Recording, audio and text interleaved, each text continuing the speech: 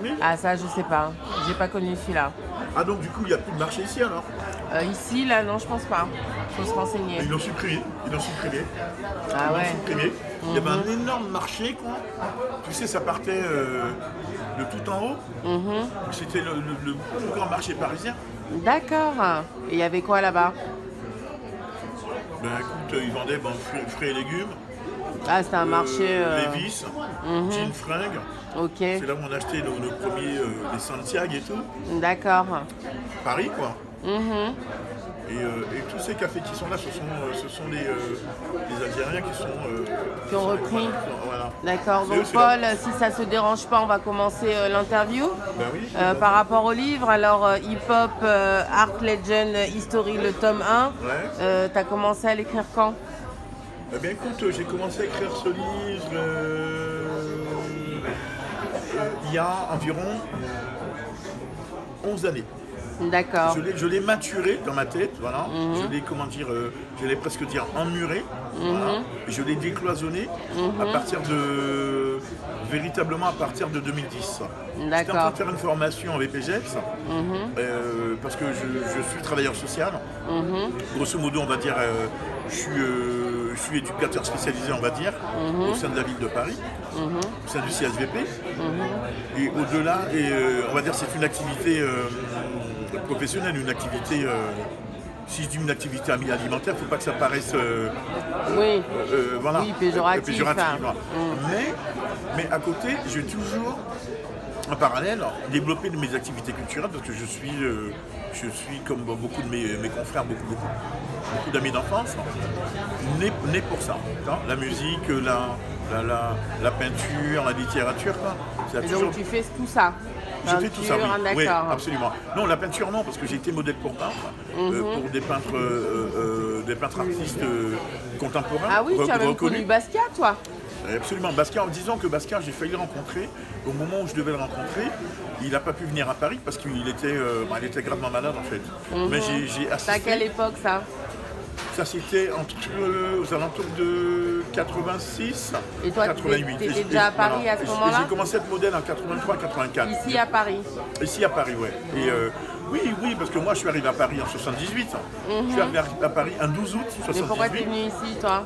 Je suis venu à Paris parce que aux Antilles, moi, je suis le dernier d'une fratrie de 11 enfants.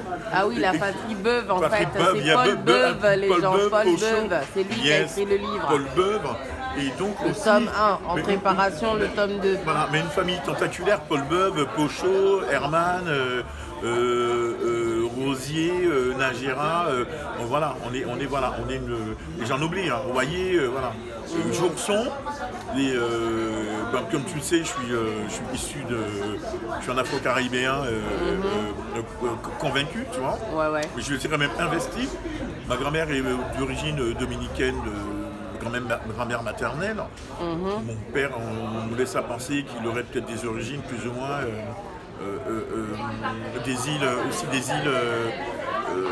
des îles anglophones, parce que c'était très complexe, tu sais, l'identité caribéenne, parce que ça a beaucoup bougé, que ce soit de Guadeloupe, Guyane, Haïti, Martinique, Sainte-Lucie, Dominique, même aussi même la Jamaïque, ça a beaucoup bougé. Tu sais, l'histoire, elle se raconte d'elle-même, hein, l'histoire tragique qu'a pu connaître l'Afrique, a fait de nous. Tu te sens acteur, défenseur de cette cause-là? Je me sens acteur, défenseur de cette cause-là, et je pense qu'au fond de moi, le fait d'être, un invétéré de Malcolm X, mais ça compte dans mes veines, quoi, parce que... Alors, qui est Malcolm X pour les jeunes qui ne savent pas? Alors, pour les jeunes qui ne savent pas, Malcolm X est le sérénissime leader incontesté du mouvement des droits civiques aux États-Unis, suivi par son jeune frère et tantôt ennemi, tantôt ami Martin Luther King, et donc ils puisent leur inspiration à travers Marcus Garvey, qui est un des précurseurs aussi de ces causes-là. Des luttes noires. Alors bon, après, tu as toute une génération qui s'en est suivie, qui aujourd'hui ont un peu plus de 80 ans. Là, je peux citer Jesse Jackson. Donc Et en France, ici, il y aurait qui, par exemple? alors en France ici, Les gens de la musique? les gens de la musique, parce qu'en réalité, en France, pas forcément à Paris, en France métropolitaine, mais les grands militants afro-descendants sont soit afro-continentaux. Ouais. Maintenant, ils pilulent vers les États-Unis. Cette diaspora est partie vers les États-Unis parce que là-bas, ils sont mieux traités, ils sont mieux respectés. Donc en France, c'est pas tant dit qu'en France, au-delà d'une tolérance qu'on peut estimer contestable et des fois incontestable, parce qu'on est dans deux pôles, deux fractions de la contestation, que nous on revendique nos droits civiques en tant qu'Afro-Caribéens, en tant que personne ayant subi l'affront de l'esclavagisme, le colonialisme. Et du coup, ces gens parce qu'on s'est lancé sur un petit peu le combat de Malcolm X et Mandela, bien sûr. Mandela aussi, il était du côté de l'Afrique du Sud, donc ils ne se voyaient même pas. Parce qu'ils étaient chacun sur des continents distincts. Après, tu as Aimé Césaire, qui a mené son combat dans une démarche plutôt, je dirais, intellectuelle, quoi. C'est Anta Diop, tout ça. Et tu avais les franges un petit peu radicales, parce que Martin Luther King était très radical. Hein. Les gens te disent « I have a dream », non. Et c'est de fil en aiguille qui sont devenus, on va dire, des hommes empathiques. Et donc comment tu en viens à écrire il y a 10 ans le livre Hip Hop Art Legend History? Donc j'en viens à écrire ce livre parce que effectivement... Il parle de quoi ce livre? Parce que ce livre parle de culture hip-hop, mais je vais te dire pourquoi. Non pas moi-même étant un activiste de ce courant-là, été, on va dire, motivé par le fait d'avoir été un acteur impliqué, ok, ou comment je pourrais dire ça, un acteur, un contributeur, mais plus par le fait de vouloir sauver la culture noire, entre guillemets, voilà, même si j'aime pas ce mot noir, parce que je te l'ai dit, je suis quelqu'un je suis sans cesse en quête des réparations, des formes, des mots, etc. Le cubisme, l'art africain, en fait, on pourrait mettre tout ça dans le même panier. Je décortique, moi, en fait. Du coup, ce qui m'habite, ce qui m'anime, c'est la musique, la passion, l'écriture, savoir qui était mon modèle. Mais de transmettre aussi. De transmettre. Et donc de là, je me dis, il serait peut-être temps, voyant que quand même que nos cultures sont pillées, ça l'est encore plus que jadis. Donc du coup, il serait peut-être temps que je m'engage à raconter les choses, parce que je serais mieux perçu en écrivant des choses. Ah bah oui, merci. Parce que des fois, même en tant que black man, vivant en France métropolitaine, j'ai le sentiment d'être décrié, j'ai le sentiment d'être décrié par mes propres frères et sœurs. Ah oui. Oui, parce qu'on est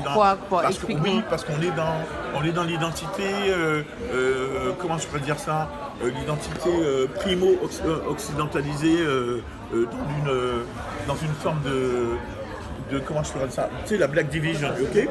Tu vois, parce que tu es un black qui est né en France, pour autant que tu dois oublier que tes parents viennent de la Caraïbe, du Cameroun, de la Côte d'Ivoire, et que sais-je encore, ok. Donc, quand j'évoquais Malcolm Luther King, Malcolm notamment, était celui qui a lancé l'idée de la Black Unification, ok. Je pense que Marcus Garvey a été super médiatisé lui aussi, mais un peu moins qu'eux, parce que les autres leur ont bouffé toute la place, Malcolm X ou Luther King. Après il y a eu Mandela, parce que les deux ont été assassinés. Donc il ne restait plus que Mandela dans une apartheid absolument que dire, plus que tragique, absolument. Donc c'est quelle époque, toi tu couvres quelle époque de l'histoire des Noirs dans le livre, alors l'histoire de la musique? Alors si tu veux, nous on est dans la fraction années 70, années 80. Années 70, années 80. C'est là que ça démarre. Oui, ça démarre de là de façon matérialisé, d'accord? Ok. Voilà. Avec des Qui MC laissent comme des traces. Curtis Blow qui laissent des traces.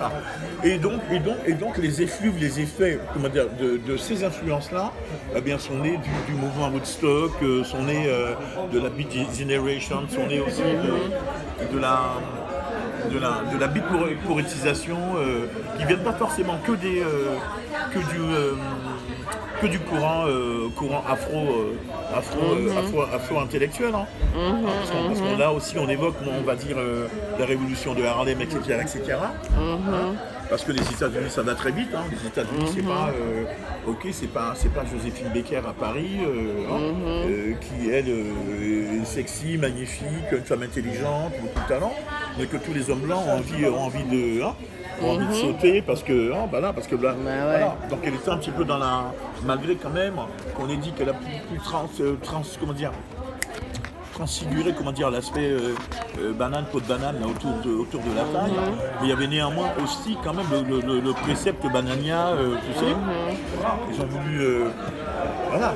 Donc tout est victimisation. Alors pour ça que moi le mot victimaire, j'aime pas trop ça.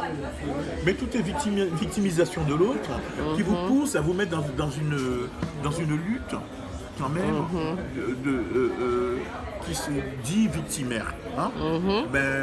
Mais quelque part, oui, on en est victime de cela. Donc à un moment donné, il faut bien aussi se défendre et dire les choses, aller fouiller dans nos passés. Nos parents aussi nous ont raconté des histoires, etc. Mais nous avons vu peu d'hommes aussi emblématiques comme Malcolm X, et Luther King, et Mandela, et Marcus Garvey. Mais à part que Marcus Garvey, on les a un peu, parce que c'est les Blancs qui les ont médiatisés malgré tout. Parce que c'est eux qui avaient les images, c'est eux qui détenaient les médias, la télé, les radios et que sais-je. Voilà. Et même les Juifs ont une très très grande importance dans cette influence de la médiatisation du phénomène dissident afro-descendant, afro-américain.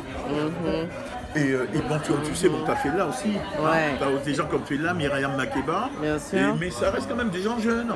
Parce que Malcolm X, là, il va sur ses 96 ans. Il est né le 19 mai 1925. Mais alors, je vois, Paul, que oui, l'histoire des Noirs, alors tu la maîtrises bien, mais pourquoi ce livre sur le hip-hop et pas, par exemple, sur l'histoire des Noirs? Alors pourquoi écoute, la musique? alors justement... Parce que tu es musicien, toi? Écoute-moi bien, tu ne sais pas si bien dire Kiki, ma chère Kiki, parce que je voulais un leitmotiv, d'accord? Donc il me fallait quand même de la matière. Tu sais, quand tu écris, il te faut de la matière.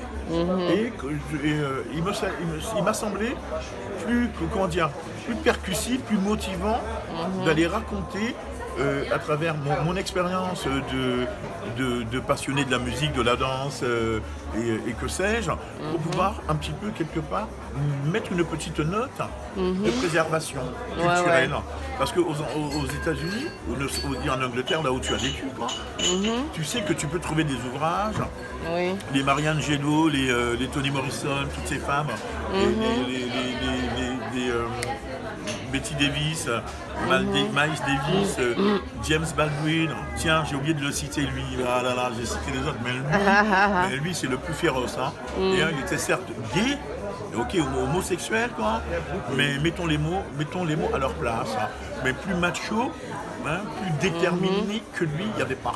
C'était un féroce. James Baldwin. Attends, excuse-moi de te couper parce que là, je viens de feuilleter. Tu vois l'ouvrage pour que les gens voient un peu le contenu. 279 pages. Donc un format collector et un format classique. Alors, qui est l'éditeur du livre? Où on va trouver le livre et à partir de quand? L'éditeur du livre, c'est Maya Édition. D'accord. M-A-I-A.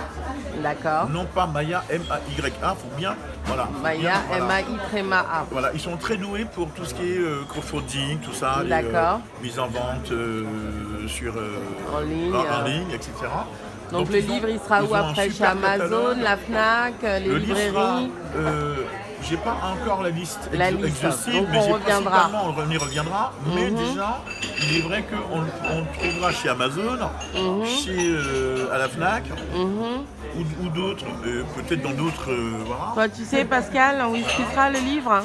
Giberjeune, la Fnac, Amazon. Giberjeune, la Fnac, ça n'a pas fermé Giberjeune? Ah non, il n'y a qu'un Giberjeune qui a fermé. D'accord. Spécialisée. D'accord. Normalement, début avril.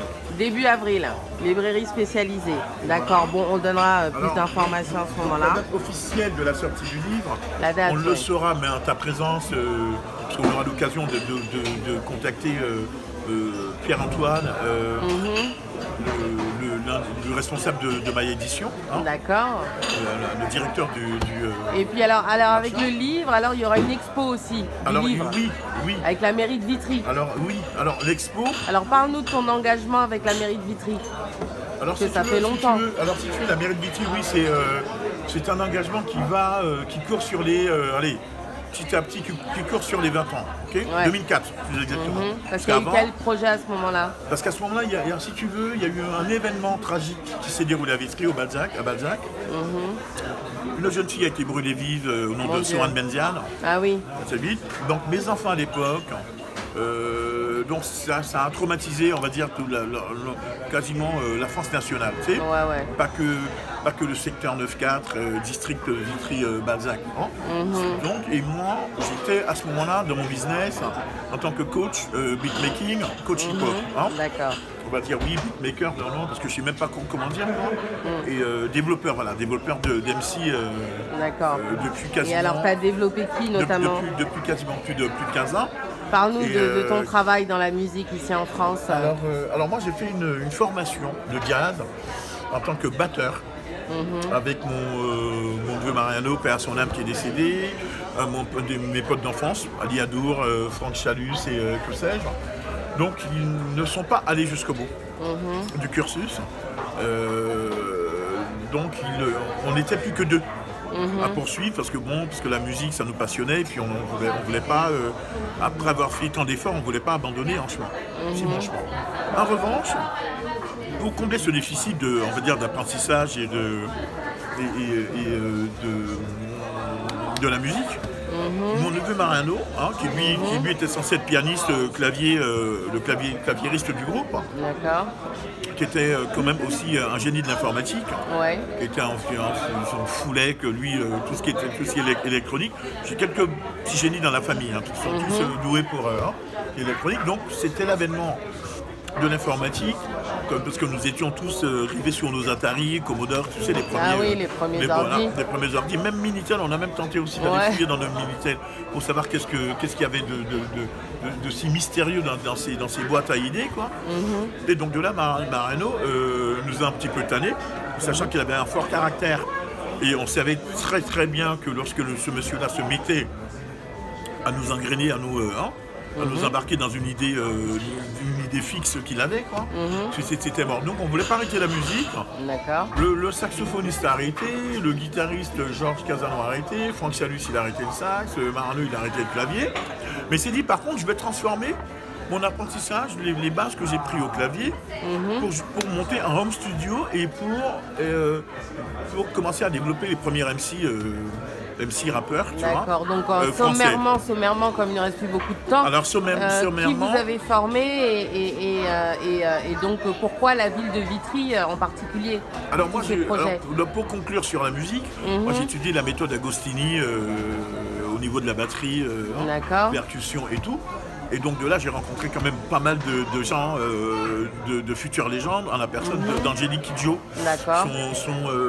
Son mari, Jean, je me souviens plus de son nom actuel, et qui était bassiste et qui était notre prof d'atelier. D'accord. Nous nous a formés au contact du groupe, tu sais, parce que c'est clair, tu apprends la musique, mais après il faut pouvoir pratiquer. Voilà, moi je pratiquais déjà quand j'étais gamin aux Antilles avec mes cousins, enfin mon rêve. Pour moi c'était pas un mystère, c'était à nouveau. Et après j'ai commencé petit à petit à aller m'entraîner seul. Parce qu'avec les copains, chacun était... en fait on s'est un peu divisé, on s'est un peu dispersé. Moi mon investissement au sein de mes potes, famille, potes, a été très court. Parce qu'après j'ai décidé de monter un groupe avec des amis. Quel groupe? La Malka? Pas mal Malka, Magic Stick. D'accord. Donc Dan, qui est le bassiste de la Malka Family, et un autre pote, Michel Djezid. Alors, il y a beaucoup de gens qui ne connaissent pas la Malka Family. Tu sais, on s'adresse à un large public, Paul. Donc, explique un peu qui est la Malka Family. Écoute, la Malka Family, si tu veux, c'est un groupe de copains, dont Dan en fait partie. Alors, nous, on ne se mélangeait pas. De temps en temps, oui, il y avait comme ça des connexions. Mais nous, on était un groupe un petit peu dans le délire Fishbone et tout ça, Living Color. Donc moi à la batterie, Michel à la basse, Dan à la guitare. Et Yann Forg, directeur des RAP Magazine aux platines. D'accord. Et qui d'autre, il y avait Eric Père son âme qui nous a quittés là, ça fait un peu plus d'un an. Et tu es au chant. On a décidé de monter ce groupe, voilà, et d'aller plus dans le délire Fishbone, Living Color. Ils faisaient quel style de musique alors? 24/7 Spice. Moi je ne connais pas ces groupes. Alors Red Hot Chili Peppers, tout ça. C'est de la funk. C'est de la fusion. C'est de la fusion hardcore. Ah oui, donc vous étiez là-dedans déjà. Voilà, le hip-hop, le jazz. Un peu comme Cypress Hill. Ouais, Cypress Hill, voilà, absolument. Rage Against the Machine. Bad Brains et tout, Rage Against the Machine, voilà, c'est ça. D'accord. Et 24/7 Spice. D'accord. Et comme nous, on était à la fois férus de musique heavy metal, de la funk, on était un peu dans le concept de George Clinton. Ouais. Parce que dire que George Clinton, c'est lui qui a produit le premier album de Red Hot Chili Peppers. Freaky Style. Ah bah incroyable. C'est George Clinton qui l'a produit. Ah ouais. Ben oui, parce que c'est. Mais en fait, notre groupe. C'était un peu tous ces groupes que j'ai cités, ce sont les influences de Funkadelic. Alors le groupe existe encore parce qu'ils ont fait un concert au Bataclan il n'y a pas longtemps, mais toi tu n'y étais pas alors. Qui le groupe? La Malka Family. Ah oui, la Malka existe, mais à part que, comme je te l'ai dit, la Malka, donc on était copains. C'est vrai qu'on allait dans les répètes et tout ça, chacun parce qu'on était une famille élargie quelque part, parce que Dan étant le bassiste de la Malka, et parce qu'il a commencé son groupe avec la Malka avant d'avoir commencé de me proposer avec Michel de monter un groupe de funk fusion, et après j'ai su que Dan était très actif dans la Malka, donc on allait dans les répétitions, etc. Donc c'était au début, donc moi j'avais déjà la maîtrise de la batterie, quoi. Donc j'avais pas certains. Mais alors Paul, tu nous dis toujours pas, en fait, je suis désolée, je vous en reviens au livre, pourquoi le rap, la musique comme prisme pour raconter l'histoire des Noirs? Parce que c'est toutes ces influences. Oui, de ton parcours. D'accord. En fait, c'est ton expertise aussi. Ah ben oui, mais tu sais, mon expertise, comme c'est une introspection. D'accord. Qui est déjà parcours. Voilà, absolument. Qui est déjà précédée. Bien sûr. Précédé par des vétérans qui sont nos influenceurs, qui sont nos mentors. Bien sûr. Voilà, c'était évoqué Parliament, Funkadelic, mais ce sont nos mentors en fait. Voilà, et puis des mentors historiques.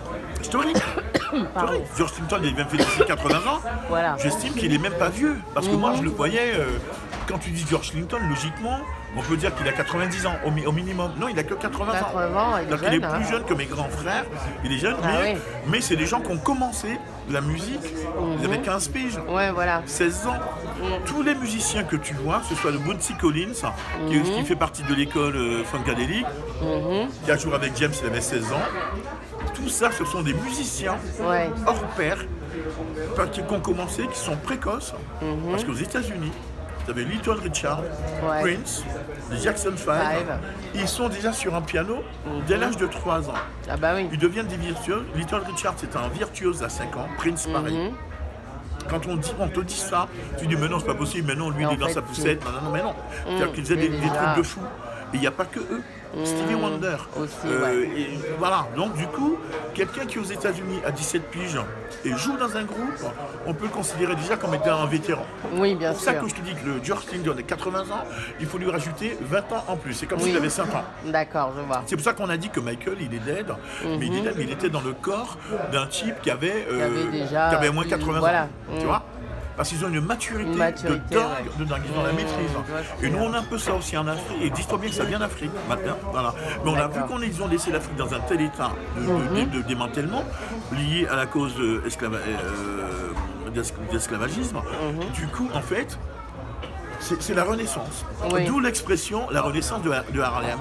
Oui. Tu vous comprends pas? Je comprends. Tout un lien, la Renaissance. On va jamais dire la Renaissance d'une culture blanche quelconque. On va toujours dire que nous sommes des influenceurs et que ceux qu'on dit blancs, ce sont des afrodescendants, tout comme nous. Bien sûr. Historiquement parlant. Après, ils sont devenus des régionalistes, ils sont français, il y en a tout ce que tu veux. C'est des gens, en fin de compte, qui ont strictement les mêmes propensions. Oui. Que nous, à un moment donné, se sont peut-être perdus à un moment donné, mais ça fait qu'en fin de compte que les bases fondatrices de l'humanité, culturelle et tout, scientifique, numérique, est africain. Donc tout ce que les gens feront, si toi tu es assez intelligent pour capter, tu as des capteurs, que tout ce qui va vous influencer, vous devez vous-même l'exprimer à votre façon, de la meilleure des façons. Bien sûr. On ne sera jamais parfait. Ah bah oui. Mais en tout cas, moi, pour ma part, c'est ça. de ce que tu peux être. Que tu veux être pour ma part. Donc ce bouquin c'était en fait ça pour toi. Exactement pour moi. Prends une part de ma personnalité, à la fois activiste, jeune afro-caribéen. Moi, mes grands frères ne sont pas du tout activistes. D'accord. Alors, peut-être qu'ils l'ont été, mais de façon inconsciente. Oui, que ça existe aussi. Les grandes sœurs, ça existe aussi. Et toi, à ce moment-là, si toi, tu es tombé selon une période où tout va te tomber sur la gueule, donc c'est pour ça que quand je t'évoque Woodstock, parce que ce sont des mecs, la plupart sont multimilliardaires, plus les blancs que les noirs. Alors les noirs, c'est en musique, mais si les noirs, étaient moins discriminés, parce qu'on était quand même dans une période de renaissance. Oui. On se reconstruisait en fait. C'est comme quand tu subis une séparation. Tu vas être dans la reconstruction. Avant de démarrer une nouvelle histoire d'amour, tu vas être dans la reconstruction. C'est un peu la même chose. Donc les influences de ce livre m'obligent, moi, selon un trait de ma personnalité, de mettre en avant mon activisme. Et au-delà de toute activité, au-delà de tout activisme culturel. Une question technique pour tous ceux qui s'intéressent à ce livre. Alors quelle est l'approche de l'écriture? Alors c'est romancé, c'est historique, c'est chronologique, c'est... Alors l'approche de l'écriture, tout d'abord, c'est chronologique et ludique. D'accord. Chronologique et ludique comment je peux dire ça, narrative quelque part. D'accord. C'est une narration aussi d'une jeunesse, parce que comme je te l'ai dit, je prépare un livre personnel qui malgré tout aura quand même une forme d'intonation, on va dire culturelle, dans ma vie, dans mon parcours, de ce que je vois de la France, le racisme, la politique, nos histoires, nos ancêtres. Je vais essayer de mettre ça en chantier. Ça va être hyper intéressant, hyper motivant. D'accord. Mais il y aura comme des parcelles de ce qu'il y a dans ce bouquin. Mais ça ne prendra pas une place. Et donc là, tu nous as dit que c'était le History Part 1. Ouais, voilà. Et que tu prépares le 2. Part 2. Alors entre le 1 et le 2, on couvre de quelle année à quelle année? Alors si tu veux, le 1 raconte l'histoire de la culture hip-hop. D'accord. À travers ses prémices, les influences. Africaine jusqu'à aujourd'hui. D'accord. Même si le bouquin il est terminé, ça fait quoi? Ça fait maintenant il est fini depuis 5-6 ans. D'accord. Plus que ça, mais oui. Et du coup, j'estime que la conception du livre, la matrice du livre pour moi est terminée. Ça fait, on va dire, presque 7-8 ans. D'accord. 7-8 ans, globalement, tu vois. 7-8 ans. Même s'il restait des choses, des photos à mettre ou des machins. Et donc, de là, je commence par les prémices, les influences, le griot, l'histoire de l'esclavage. Attends, ne raconte pas tout, il faut que les gens aillent découvrir ça dans le livre. Ne trahis pas tous les secrets. Je vais essayer d'être sommaire. Ok, à ce moment-là, je vais essayer d'être sommaire. Voilà, donc là, ça parle de l'histoire, les prémices et tout ça. Et dans le tome 2, on démarre à quelle époque dans le tome 2 qui va arriver après? Alors dans le tome 2, ça sera un peu plus... beaucoup plus contemporain. D'accord, c'est la suite, voilà. Parce que comme là, ça a commencé... Tout ça, en réalité, ça a commencé dans les Caraïbes, la culture hip-hop des Indiens. D'accord. Le début. Mais ça s'est matérialisé aux États-Unis. Oui. Ok. Mais comment dire? Mais ses origines sont africaines. Oui, voilà. Et après, elles prennent naissance, malgré nous, dans la révolution de Harlem, à travers le lexique, l'écriture, la littérature, la poétisation, vers ce mouvement qu'on appelle le beat, la Beat Generation, avec des blancs, souvent on dit des blancs, Jack Kerouac, Stravinsky, tu vois, des Tchaïkovski ou des populistes, et qui étaient notamment conseillés et édités par un ténor du nom d'Amiri Baraka. Ok. Et après Amiri Baraka, il a influencé les Last Poets. Oui. D'accord. Et après, au-delà de ça, il y avait encore d'autres slammers qui sont après devenus des écrivains, des activistes, peintres ou autres, fumeurs de hache, de l'opium, en fait, tout ce que tu veux. Donc c'était un peu le pré-mouvement du Woodstock. C'est-à-dire que Woodstock a été beaucoup influencé par le mouvement de Harlem, par les révolutions de Harlem. Les révolutions de Harlem qui ne sont pas si connues que ça, parce que moi personnellement parce que je te dis pourquoi, c'est parce que le mouvement économique, mouvement racialiste blanc est toujours, de toute façon nous fait toujours barrage, parce qu'on dit que l'économie même de nos jours domine toujours le précepte, un précepte racial domine toujours l'original, la source. Parce que là, même déjà depuis que j'ai écrit ce livre, il y a quasiment 10 ans, qui s'est écoulé. T'imagines ce qui s'est passé. Donc, certains que j'ai cités dans le livre sont même morts. Amiri Baraka est mort, Love Bug Starkey est mort. Je crois qu'il y en a 2 ou 3 qui sont dead dans le livre. Tu vois le délire. Et Rodini aussi, voilà. Rodini, que sais-je. Parce que la vie est ainsi. Peut-être que moi, je peux mourir dans 6 mois ou dans 1 an, je ne sais pas. Peut-être le plus tard possible. Voilà. Mais en gros, lui, l'inspiration de ce livre vient d'une part de cette rage que j'avais à moi, de moi-même subissant aussi le racisme comme tout le monde. Celui qui dit qu'il ne l'a pas subi, c'est qu'à mon avis, c'est un lâche, ou c'est quelqu'un de pas solidaire, quelqu'un qui pense qu'à sa gueule. Qu'est-ce que je te dis, moi, personnellement, pour moi, la cause raciale, c'est de défendre Kiki, c'est de défendre Pascal, c'est de défendre tout le monde. C'est de leur dire qu'ils sont réellement, quoi. Voilà. Après, qu'ils achètent mon livre, j'en ai rien à péter. Non, mais dis pas ça, Paul. On est là pour qu'ils prennent le livre. Oui, mais après ça, tu couperas si tu veux. Non, je ne coupe pas, je laisse. En tout cas, ils iront chercher leur bouquin, ils vont le lire. Tu sais que tu as des bouquins qui sont des diamants. Bien sûr. Des diamants. Et pour autant, les gens ils vont aller l'acheter et ils vont pas le lire. C'est vrai. Ils vont juste pour dire que je l'ai. Si eux, au moins, ils l'achètent pour dire que je l'ai. Écoute, c'est déjà ça. Tu sais, la Bible aussi, souvent, on la pose dans un coin. Ah oui ou pas. Donc, moi, personnellement, ils vont pas me mettre. Ils veulent trop. Moi, ce qui me dérange ici, c'est les préjugés. Oui. C'est des stéréotypes. Parce que je suis un anti-racialiste. Je suis quelqu'un qui. Moi, je l'ai dans la chair. J'ai dans la peau. Je dis que si les grands frères n'ont pas œuvré, ou les grandes sœurs, moi, leur petit frère, qui lui, plus ou moins, peut-être est tombé au moment même où on avait peut-être un espace de liberté beaucoup plus grand, s'exprimer. Et peut-être aussi, il y a peut-être un trait de mon caractère qui fait aussi que, je tiens ça de ma mère, que j'ai une grande gueule et tout, et que moi j'ai envie de dire les choses telles quelles, et s'ils ne sont pas contents, mais voilà, voilà. C'est comme ça. Alors sur ce, Paul, est-ce qu'on peut se quitter ? Là, on s'est fait un petit 30 minutes de tête-à-tête. Yes. C'était super. T'en diras un peu plus si tu veux. La prochaine fois, on reprendra, peut-être à la sortie du livre. Ah oui, de toute façon, c'est pas et puis comme ça, on va faire tourner la vidéo sur les réseaux. Comme ça, les gens vont prendre connaissance. On répète encore, c'est Hip Hop Art Legend History, le tome 1. Voilà, le tome 2 arrive. On vous a montré un petit peu, on remontre un petit peu. Alors comme c'est chronologique. 297 pages. L'histoire de prémices sur l'histoire des Noirs à travers le regard du hip-hop. Ouais, tout à fait. Voilà, du rap, de la musique par un expert en la matière. Comme en plus, donc la suite, le tome 2. Et acteur, le tome 2 reprendra sur l'histoire de la culture hip-hop en France, parce qu'à la fin de cet ouvrage, parce que comme je suis dans une chronologie, donc je reste dans une chronologie à la fois afro-américaine, ou afro-descendante si tu veux, afro, et